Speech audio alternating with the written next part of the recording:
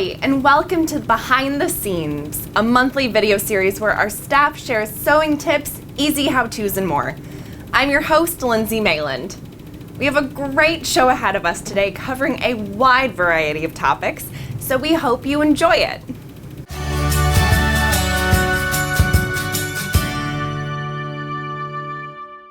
We hear from many quilters that basting is their least favorite step of the quilt making process.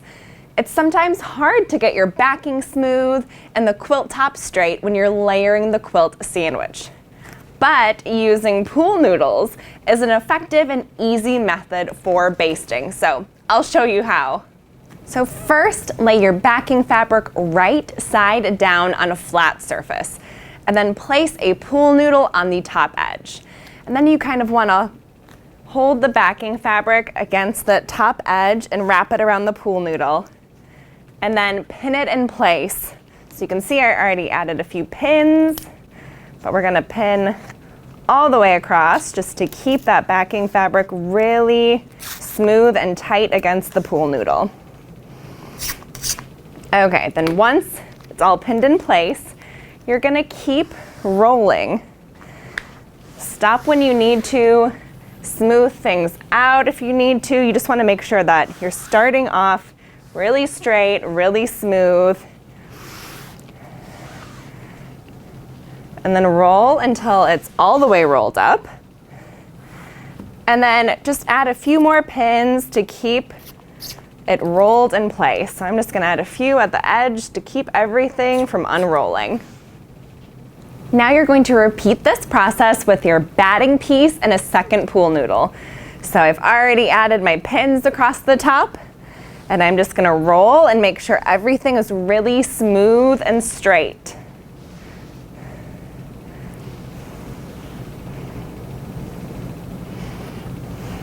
Then add pins to secure when you have it all rolled up.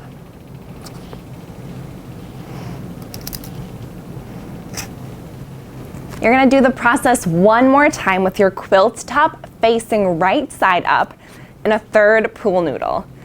So twist it, add your pins, and then roll.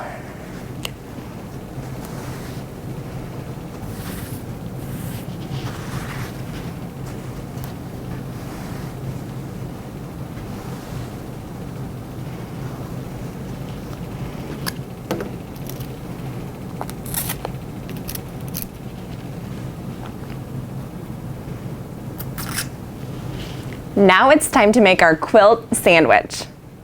Okay, so you're going to take your backing pool noodle, put it on a flat surface. I've already removed the pins, so you're going to start unrolling it just until it hits, maybe a few feet or until the end of the table in my case. So this is about as much as I can unroll it. If you're using basting spray, you'll want to spray the backing before you add the batting, but if you're using a pin basting method, you can move on to the batting pool noodle. Okay, same method. I've got my batting pool noodle down, I've unpinned it, and now I'm going to just roll it out. You might need to adjust as needed. Like you can see, I'm not totally lined up with my backing, so it's really easy to just roll it back up, reposition, and then unroll again until everything is really straight, everything is lined up right, and then unroll it until you hit your backing pool noodle. And if you're spray basting, you'll want to do another spray on top of your batting before you add your quilt top. Okay, we're taking our quilt top pool noodle now, we're centering it on the backing and batting, and we're unrolling until we hit the other pool noodles. So now if I spray baste it, I have this basted ready to go. If not, I'll add some pins to pin baste this section before I move on. So once you have this section basted in your preferred method, you're just going to pull it towards you. It might fall off the table. And then you will unroll more. Remember, if you're spray basting, you'll spray before you unroll your other layers. Keep going, baste this layer, pull it towards you, and just keep going until you get to the end of your quilt. Isn't that so easy? So the quilt top we just demonstrated that with is small. It's a wall size quilt. But what if you want to do a bigger quilt, like a throw size or a bed size quilt? Well, you can actually connect 2 pool noodles using a PVC connector. So you can find these at your local hardware store. I just brought a pool noodle into there, so I was sure I was getting the correct width of PVC connector. And if you need to, they can cut it there for you to make it the length you need. So you really just stick it into one hole of one of the pool noodles, and then you'll put it into the second pool noodle hole, and that will make a very long pool noodle for you to work with. If you struggle with basting, this technique may just be what you need to make it easier and faster. I hope you give it a try. Now I'm handing things over to Elizabeth, who's sharing some recent projects she's working on.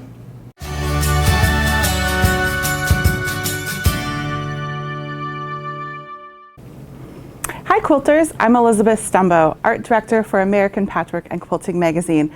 And today I wanted to share with you some of the projects that I have been working on this summer.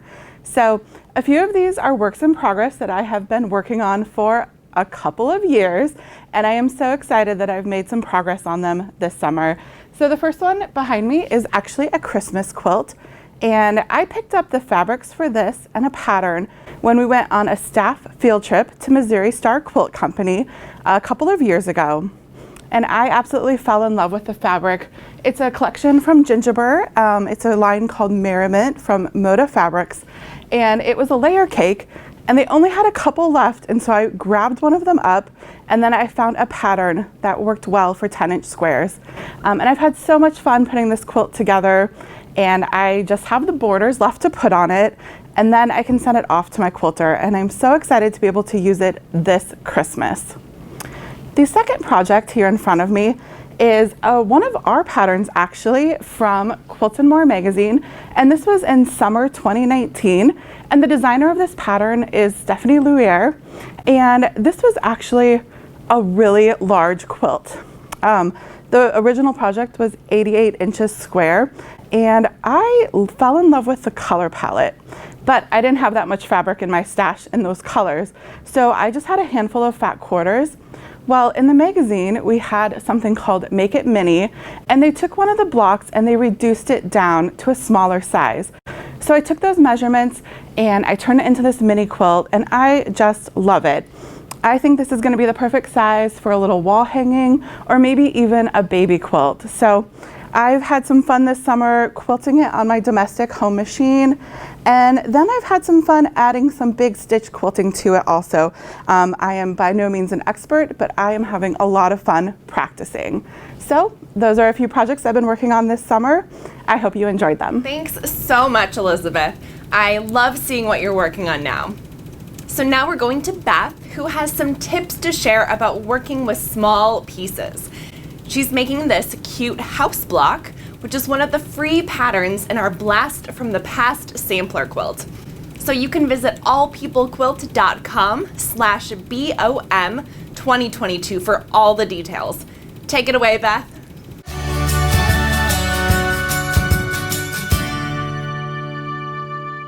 Hi, I'm Beth with American Patchwork and Quilting. First, let's chat about working with small pieces.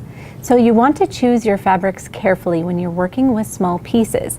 Large-scale prints, novelty prints, prints with a lot of colors may not look right once they've been cut down to a small size and pieced together. Next, size down your tools. So you can consider switching out your regular tools for smaller ones like rulers, rotary cutters, irons, and mats. These will just help handle those smaller pieces a little bit more delicately. Another thing you can try is starching your fabrics.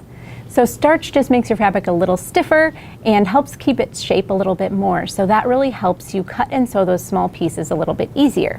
So it's really easy to use. You just spray on, press, and then you can cut your pieces. When you're getting ready to sew, you might want to adjust your stitch length. Because we have really small pieces, there's not a lot of fabric for the stitches to catch. So if you shorten your stitch length just a little bit, then your stitches will catch the fabric a little bit more often to hold them tight. And I always recommend double checking that seam allowance before you get started, because any variation in seam allowance will add up really quickly with all these seams. When working with small pieces, I always like to use a leader strip as well. That way you can have that start on the leader strip and get a smooth start onto your small pieces.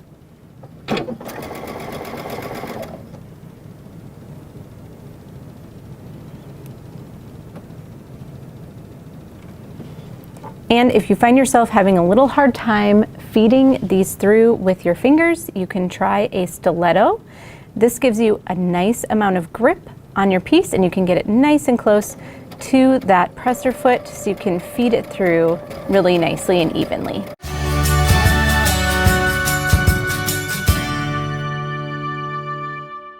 Thanks, Beth. I'm now here with Doris for Ask the Editors, and we had 2 great questions today from Rita Sutter. Rita says, I do a lot of handwork and have always wondered if hand sewing needles need to be swapped out as often as machine needles. Also, does thread expire? I have a lot of older threads and I don't know if it's still good. Great questions, Rita. So Doris, let's chat about needles first. So we've all heard that you should change your machine needles after 8 hours of sewing, but we don't often hear a standard for hand sewing needles. The answer really depends on the quality of needle you're using and the type or thickness of the material you're sewing through. A common estimate is after 10 hours of sewing time, but if you don't track your hand sewing like me, there are a few clues you can watch for that will tell you when it's time to change them out. Blunt needles will be harder to push through the fabric, so if you find that your hands or wrists are sore after sewing, that could mean that you're working extra hard to sew. And if your needle is snagging your fabric or getting caught on your fabric, it's time to replace it. Yeah, and most hand sewing needles, they're plated with could be nickel, gold, or platinum, which does wear off over time, and this can cause your needle to feel sluggish. So if your needle is starting to rust, or if you smell like a metallic smell in your hands when you're sewing, this generally means that the friction from the fabrics or oils from your hands have eroded the plating, and you'll want to switch it out. That's good advice. One more note about needles. Some quilters get nervous when their hand sewing needle bends, but this is a sign of a good needle. Good needles are made to bend so that you can sew through fabric without snapping in half from the pressure, without the needle snapping in half. The bending shouldn't affect your sewing. Great to know. So let's talk about thread next. Doris, does thread expire? Piecing and quilting thread can last more than 50 years. I was surprised when I heard that number myself. But if the thread hasn't been stored correctly, that time length significantly goes down. Thread should be stored out of the sunlight. Light can fade and weaken the fibers. If it is stored in a humid place, such as a garage or an attic for a period of time, it can get sticky or too thick from moisture intake.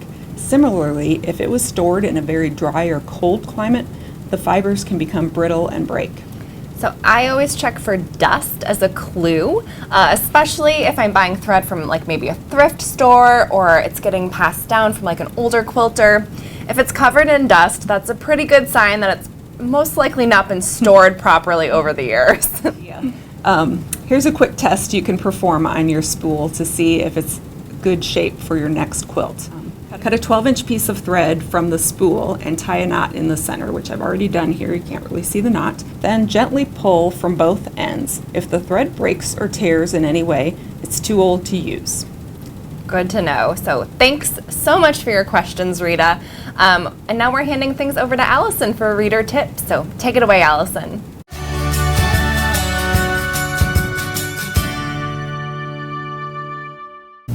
I'm Allison, here today with some great reader tips. These tips all ensure that your most used notions are kept in tip-top shape. Let's talk about rotary cutters first. Sharon Camping of Los Angeles, California says, like many quilters, I have several rotary cutters. On the way to a class or retreat, I invariably would grab the dullest one. Now I mark the date on the blade when I change it so I know at a glance if it hasn't been replaced in a while. Here's another rotary cutter tip.